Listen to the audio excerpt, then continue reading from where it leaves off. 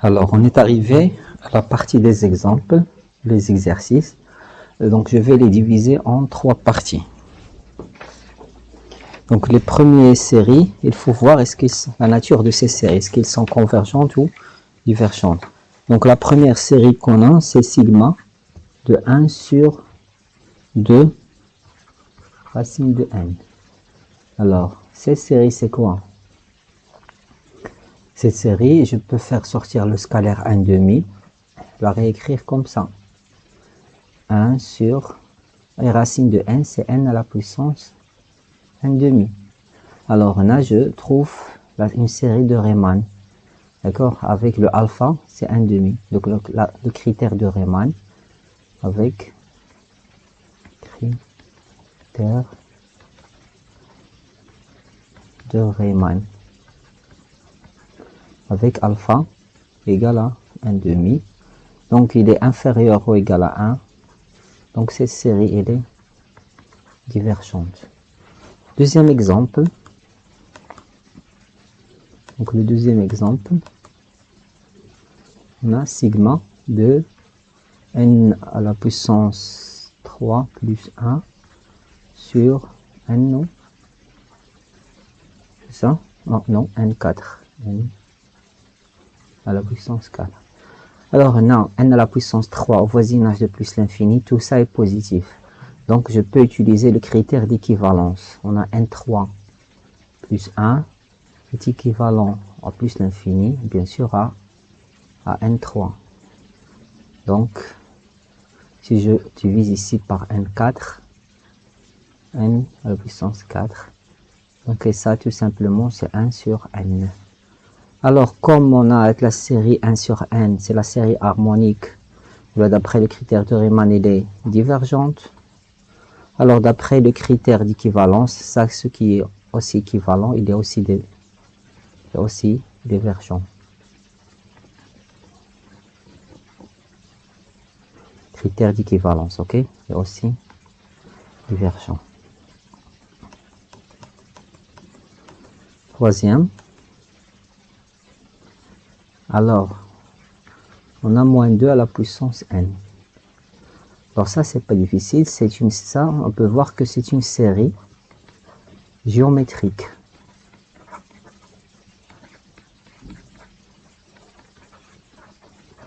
Série géométrique de raison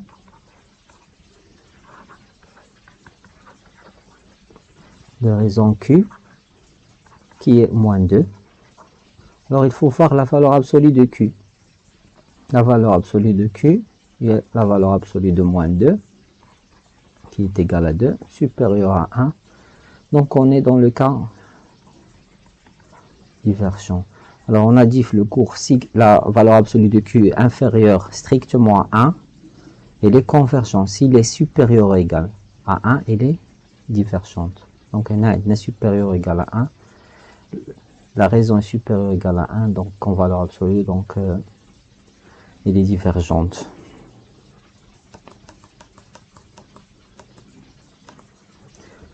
Autre exemple, sigma. On a 3 à la puissance n sur 4 à la puissance n moins 2. Okay. Alors cette série-là, c'est une série aussi géométrique. Alors il y a plusieurs façons. Je peux faire sortir ici 3 au carré. Donc ça, c'est comme si je parle de la série 3 au carré, qui est 9, multiplié par 3 à la puissance n moins 2 sur 4 à la puissance n moins 2. Ok. Alors il est égal à 9. Donc ici, bien sûr, non, ça va commencer n supérieur ou égal à 2 pour avoir à partir de 0. Donc n supérieur ou égal à 2. Donc il est égal à 9 fois somme de n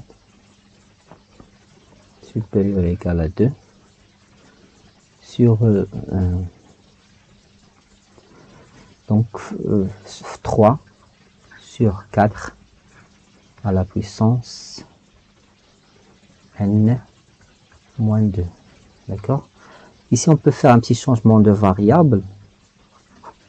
Donc le changement de variable, ce n, on peut poser m égale à n moins 2. Alors cette série devient,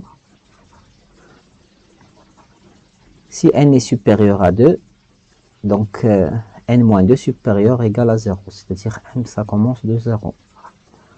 Ici on aura 3 sur 4 à la puissance m. Et cette série est convergente. Pourquoi? Parce que c'est une série géométrique de raison 3 sur 4 qui est inférieure strictement à 1. En plus, on peut calculer la série. La limite d'Yelha, qu'on note comme ça,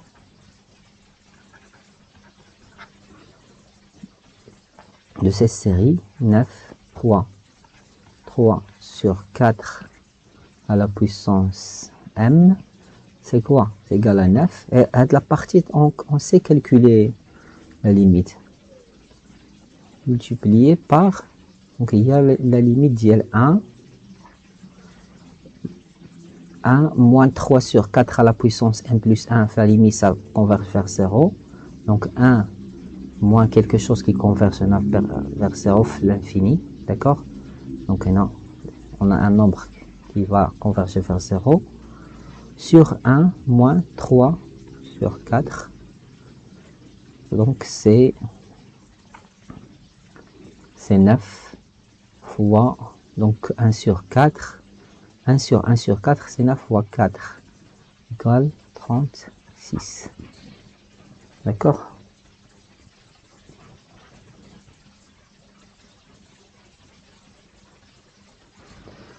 Le dernier exemple, cette première partie, c'est la somme de 1 sur Cn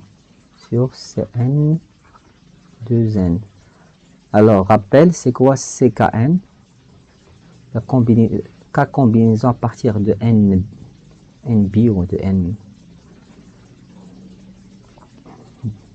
machin. Donc, c'est n factoriel sur k factoriel fois n moins k factoriel. Donc dans ce cas particulier, on a Cn de 2n. Donc ça va être, donc notre n c'est 2n, donc c'est 2n factoriel. K ici c'est n factoriel. Donc n moins k, il y a 2n moins n factoriel, donc c'est n factoriel. Donc qui est égal à 2n factoriel sur n factoriel au carré. Donc cette série là, c'est la même chose que sigma de, donc sigma 1 sur ça, donc c'est n factoriel au carré. Oh.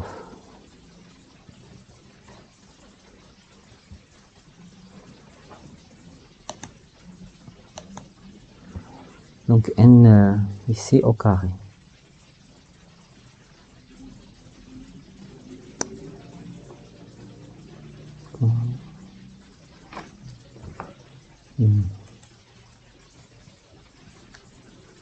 Le style.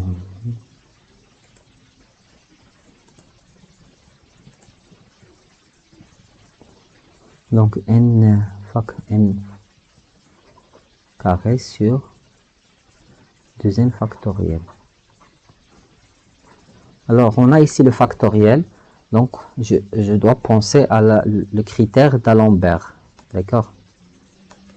Critère d'Alembert, c'est-à-dire je vais calculer la limite quand n tend vers plus l'infini, un plus 1 sur un.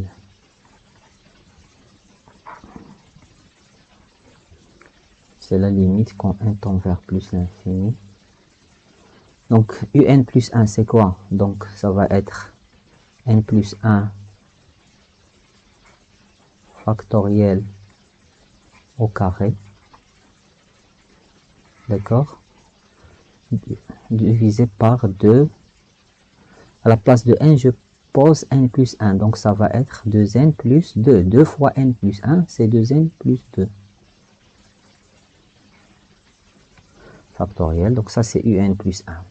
Sur un, on aura n factoriel au carré sur, donc sur 2 n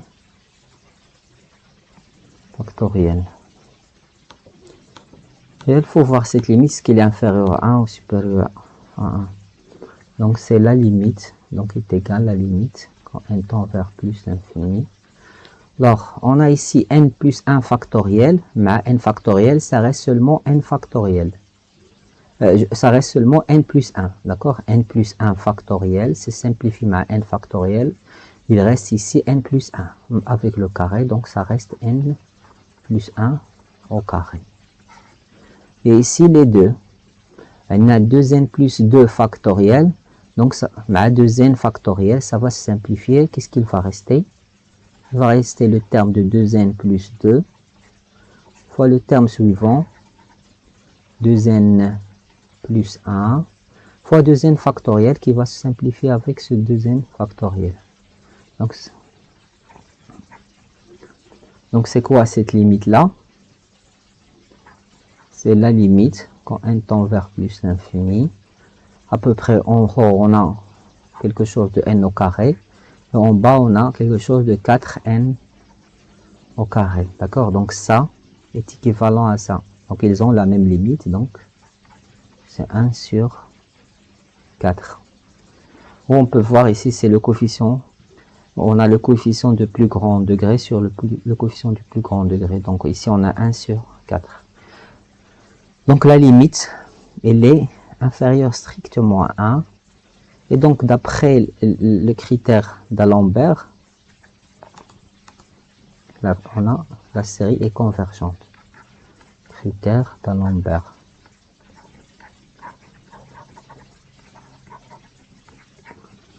Donc il nous donne que la série est convergente.